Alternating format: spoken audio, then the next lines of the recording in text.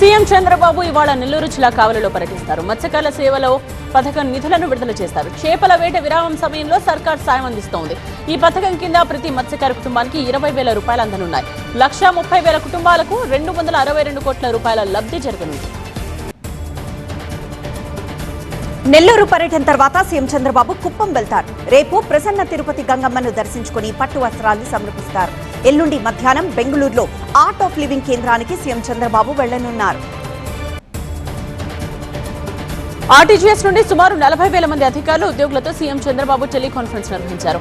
జిల్లా కలెక్టర్ల దగ్గర నుండి రాష్ట్ర స్థాయి ఉన్నతాధికారులు, క్షేత్రస్థాయి అధికారులు ఉద్యోగులతో ఇంటరాక్ట్ అయ్యారు. అర్జీల పరిష్కారం, ప్రభుత్వ సేవల అమలుపై దిశానిర్దేశం చేశారు. చంద్రబాబుతో క్షేత్రస్థాయి ఉద్యోగులు నేరుగా మాట్లాడే అవకాశాన్ని కల్పించారు.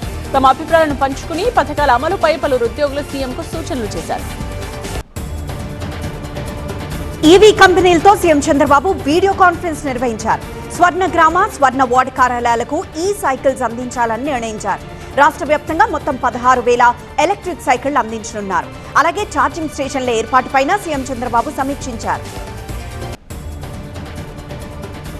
ఎల్లుండి తెలంగాణ కేబినెట్ సమావేశం జరగనుంది. సీఎం రేవంత్ అధ్యక్షతన జరగనున్న ఈ భేటీలో జీహెచ్ఎంసీ, ఎంపీటీసీ, జెడ్పీటీసీ ఎన్నికలపై మంత్రివర్గం చర్చించనుంది. సాగు, తాగునీటి ప్రాజెక్టులపై చర్చించే అవకాశం ఉంది. సంక్షేమ పథకాలపై నిర్ణయాలు తీసుకునే ఛాన్స్ ఉంది. ఇవాళ తెలంగాణ కేబినెట్ సబ్ కమిటీ భేటీ కానుంది. డిప్యూటీ సీఎం భట్టి విక్రమార్క అధ్యక్షతన ఈ సమావేశం జరగనుంది. ఈ భేటీలో మంత్రులు ఉత్తమ్, శ్రీధర్ బాబు, పొంగులేటి హాజరు కానున్నారు. ప్రతి కుటుంబానికి జీవిత బీమా కల్పించడంపై చర్చించనున్నారు. పథకం విధి విధానాలు ఖరారు చేసే అవకాశం ఉంది. ఓరుగల్లు రాజకీయాల్లో ఆసక్తికర పరిణామం జరిగింది. ఎమ్మెల్యే నాని రాజేందర్ రెడ్డి ఇంట్లో జరిగిన కీలక సమావేశానికి మంత్రి కొండా సురేఖ హాజరు కావడం చర్చనీయాంశంగా మారింది. హన్మకొండ బాలసముద్రంలోని ఎమ్మెల్యే నాని రాజేందర్ రెడ్డి ఇంటికి మంత్రి హోదాలో కొండా సురేఖ తొలిసారి వచ్చారు. ఈ విందు భేటీలో ఉమ్మడి వరంగల్ కాంగ్రెస్ ఎమ్మెల్యేలు, ఎమ్మెల్సీలు కూడా పాల్గొన్నారు. ఉప్పు నిప్పులా ఉండే నేతలంతా ఒక్కచోట చేరడం వరంగల్లో హాట్ టాపిక్ అయింది. ఎమ్మెల్యేలతో భేటీపై మంత్రి కొండా సురేఖ కీలక వ్యాఖ్యలు చేశారు. తమ భేటీలో ఎలాంటి రాజకీయం లేదన్నారు. జిల్లా అభివృద్ధి గురించే చర్చించామని చెప్పారు. కాంగ్రెస్ లో మనస్పర్ధలు, కలహాలు సహజమన్నారు. తమలో ఎలాంటి విభేదాలు లేవు, తామంతా ఒక్కటేనన్నారు. త్వరలో గ్రేటర్ వరంగల్ ఎన్నికలు రాబోతున్నాయని, అందరూ సమన్వయంతో పనిచేయాలని నిర్ణయించామని చెప్పారు. 4 రోజుల వ్యవధిలో దేశంలో ప్రజలపై మరోసారి పెట్రోల్ బాధలు మొదలైంది. లీటర్ పెట్రోల్ ధరపై 86 పైసలు, డీజిల్ పై 83 పైసలు పెరిగింది. 4 రోజుల క్రితం 3 రూపాయలు పెంచారు. ఇది ప్రజలకు భారం కానుంది. ఏపీలో ఎండలు మరింత పెరగనున్నాయి. ఇవాళ రాష్ట్ర వ్యాప్తంగా 28 మండలాల్లో తీవ్ర వడగాలులు, మరో 21 మండలాల్లో వడగాలులు వీచే అవకాశం ఉందని ఐఎండీ తెలిపింది. పలు జిల్లాల్లో 42 నుంచి 44 డిగ్రీల ఉష్ణోగ్రతలు నమోదవుతాయని తెలిపింది. ఉక్కపోత పట్ల ప్రజలు జాగ్రత్త తీసుకోవాలని వాతావరణ శాఖ సూచనలు చేసింది. తెలంగాణలో రోజు రోజుకు ఉష్ణోగ్రతలు పెరుగుతున్నాయి. ఇవాళ రేపు 2 నుండి 3 డిగ్రీల ఉష్ణోగ్రతలు పెరిగే అవకాశం ఉందని వాతావరణ శాఖ తెలిపింది. ఉష్ణోగ్రతలు 45 నుండి 47 డిగ్రీల వరకు నమోదయ్యే అవకాశం ఉందని వాతావరణ శాఖ విపత్తుల నిర్వహణ సంస్థ వెల్లడించింది. అత్యవసరమైతే తప్ప బయటకు రావద్దని హెచ్చరించింది. ఉత్తర తెలంగాణలో ఇవాళ రేపు వడగాలులు వీచే వీలుందని అంచనా వేస్తోంది. రానున్న 3 రోజులు తెలంగాణలో ఉరుములు మెరుపులతో కూడిన మోస్తరు వర్షాలు పడే అవకాశం ఉంది. గద్వాల ప్రభుత్వ ఆసుపత్రి దగ్గర గందరగోళం నెలకొంది. గద్వాల ఆసుపత్రి duty doctor, Gadwal rural SI Srikanth మధ్య వాగ్వాదం నెలకొంది. అనుమానాస్పద స్థితిలో మరణించిన ఒక వ్యక్తి డెడ్ బాడీని పోస్ట్మార్టం కోసం గద్వాల రూరల్ ఎస్ఐ శ్రీకాంత్ ఆసుపత్రికి తీసుకొచ్చారు. ఫ్రీజర్లు పనిచేయడం లేదని డెడ్ బాడీని ఆసుపత్రి వైద్యులు తీసుకోలేదు. దీంతో డాక్టర్లపై ఎస్ఐ అసహనం వ్యక్తం చేశారు. ఉన్నతాధికారుల జోక్యంతో మార్చురీలోని స్టోరేజ్ లో డెడ్ బాడీని ఉంచారు. బీఆర్ఎస్ ప్రభుత్వ హయాంలో చోటు చేసుకున్న భూ కుంభకోణంపై కాంగ్రెస్ ప్రభుత్వం విచారణ జరిపించాలని హైకోర్టు సీనియర్ న్యాయవాది రాపోలు భాస్కర్ కోరారు. గత ప్రభుత్వ హయాంలో అప్పటి ప్రభుత్వ పెద్దల సహకారంతో 2 కలెక్టర్లు చక్రం తిప్పి 6 లక్షల కోట్ల రూపాయల అవినీతికి పాల్పడ్డారని ఆరోపించారు. ప్రభుత్వ భూమిని ప్రైవేట్ సంస్థలకు కలెక్టర్ స్థాయి అధికారులు అక్రమంగా రిజిస్ట్రేషన్ చేయించారని ఆయన ఆరోపించారు. మెదక్ జిల్లా చేగుంట మండలం వడియారం గ్రామ శివార్లో అగ్ని ప్రమాదం జరిగింది. స్క్రాప్ షాప్ లో మంటలు చెలరేగాయి. పక్కనే ఉన్న టైల్స్ షాప్స్ కు మంటలు వ్యాపించడంతో 2 షాపులు పూర్తిగా దగ్ధమయ్యాయి. ఈ ఘటనలో 5 లక్షల ఆస్తి నష్టం జరిగినట్లు అధికారులు చెబుతున్నారు. ఘటనా స్థలానికి చేరుకున్న ఫైర్ సిబ్బంది మంటలను అదుపులోకి తెచ్చారు. హైదరాబాద్ నల్లకుంట శివం రోడ్ లో మహిళలు ఆందోళన దిగారు. నరసింహ బస్తీలో బిల్డింగ్ పై ఏర్పాటు చేస్తున్న ఎయిర్టెల్ టవర్ ను వ్యతిరేకిస్తూ మహిళలు రాస్తారోకో చేశారు. ఇళ్ల మధ్యలో టవర్ ఏర్పాటుతో ఆరోగ్య సమస్యలు వస్తాయని ఆందోళన వ్యక్తం చేశారు. విశాఖలో క్రికెట్ బెట్టింగ్ ముఠాను పోలీసులు అరెస్ట్ చేశారు. ఆన్లైన్ యాప్స్ తో బెట్టింగ్ కార్యకలాపాలకు పాల్పడుతున్న ముగ్గురిని అదుపులోకి తీసుకున్నారు. బెట్టింగ్ యాప్స్ ద్వారా సోషల్ మీడియాలో గ్రూప్స్ క్రియేట్ చేసి బెట్టింగ్లకు పాల్పడేలా ప్రోత్సహిస్తున్నట్లు గుర్తించారు. రేపు దేశవ్యాప్తంగా మెడికల్ షాపులు బంద్ కానున్నాయి. ఆన్లైన్లో మందుల విక్రయాలు నిలిపివేయాలని, అధిక డిస్కౌంట్లు నియంత్రించాలని డిమాండ్ చేస్తూ భారత మందుల షాపుల యజమానులు బంద్కు పిలుపునిచ్చారు. రేపు ఒకరోజు సమ్మెకు దిగనున్నారు. టీవీ9 కథనానికి అధికారులు స్పందించారు. పశ్చిమ గోదావరి జిల్లా మొగల్తూరు మండలం కొత్తోటలో తల్లిదండ్రులపై కుమారుడు మనవళ్లు చేసిన దాడిపై టీవీ9 కథనం ప్రసారం చేసింది. ఈ కథనంపై అధికారులు చర్యలు చేపట్టారు. ప్రభుత్వ ఆసుపత్రిలో చికిత్స పొందుతున్న బాధితులను ఆర్టీఓ, డీఎస్పీ పరామర్శించి రక్షణ కల్పిస్తామని హామీ ఇచ్చారు. బాపట్ల జిల్లా పర్చూరు మండలం వీరన్నపాలెంలో 3 రోజులుగా జరుగుతున్న సాంఘిక నాటక పోటీలు ఘనంగా ముగిశాయి. సమాజానికి మంచి సందేశం ఇస్తూ కనువిప్పు కలిగించే పలు నాటికలను కళాకారులు ప్రదర్శించారు. వీరన్నపాలెం పరిసర ప్రాంత ప్రజలు పెద్ద ఎత్తున పాల్గొని నాటికలను తిలకించారు. అభివృద్ధి, ఉపాధి అవకాశాల పేరుతో రైతుల నుంచి నాటి ప్రభుత్వం పెద్ద ఎత్తున సేకరించిన వాన్పిక్ భూములను తిరిగి రైతులకు అందజేయాలని చీరాల మాజీ ఎమ్మెల్యే ఆమంచి కృష్ణమోహన్ డిమాండ్ చేశారు.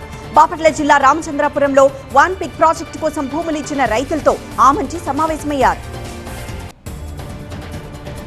గుంటూరు బ్రాడీపేటలోని జిస్మత్ హోటల్ దగ్గర గందరగోళం నెలకొంది. జిస్మత్ హోటల్ యజమాని పుట్టినరోజు కారణంగా 7:30 నుండి 8 గంటల మధ్య ఫ్రీ బిర్యానీ ఆఫర్ చేయడంతో ఈ వద్ద పెద్ద ఎత్తున పోటీపడ్డారు. విద్యార్థులు, స్థానికులు పెద్ద ఎత్తున గుమిగూడటంతో ట్రాఫిక్ జామ్ ఏర్పడింది.